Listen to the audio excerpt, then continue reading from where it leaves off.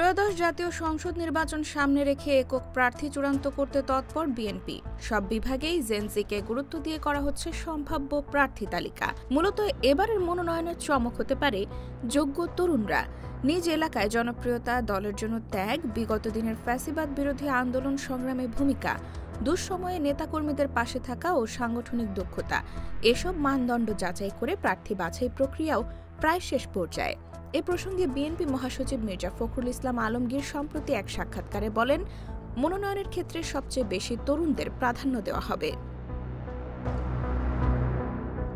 মনোনয়ন পেতে ঢাকা বিভাগে প্রচারণা চালাচ্ছেন অনেকেই। তাদের মধ্যে ঢাকা ৩ আসনে গয়েশ্বর রায়চৌধুরীর পুত্রবধূ নিপুণ রায়চৌধুরী, ঢাকা ৪ আসনে সাবেক এমপি সালাউদ্দিন আহমেদের ছেলে তানভীর আহমেদ রবিন, ঢাকা ৬ আসনে প্রয়াত সাদেক হোসেন খোকার ছেলে ইঞ্জিনিয়ার ইশরাক হোসেন, ঢাকা ৭ আসনে যুবদলের সাবেক সাংগঠনিক সম্পাদক ইসহাক সরকার ও হামিদুর রহমান হামিদ, ঢাকা ১০ আসনে দলের আন্তর্জাতিক সম্পাদক ব্যারিস্টার নাসিরউদ্দিন আহমেদ অসীম ও শেখ রবিউল আলম, ঢাকা ১৫ আসনে মামুন হাসান, ঢাকা ১৬ আসনে আমিনুল হক, ঢাকা ১৮ আসনে এস.এম. জাহাঙ্গীর হোসেনের নাম আলোচনায় রয়েছে।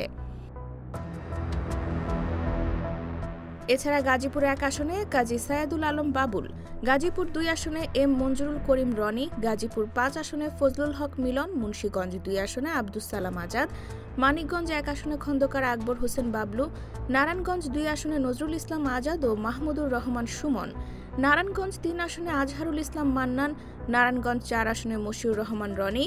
এছাড়া রাজবাড়ী ২ আসনে এগিয়ে আছেন জেলা বিএনপির সাবেক সাধারণ সম্পাদক হারুনুর রশিদ হারুন।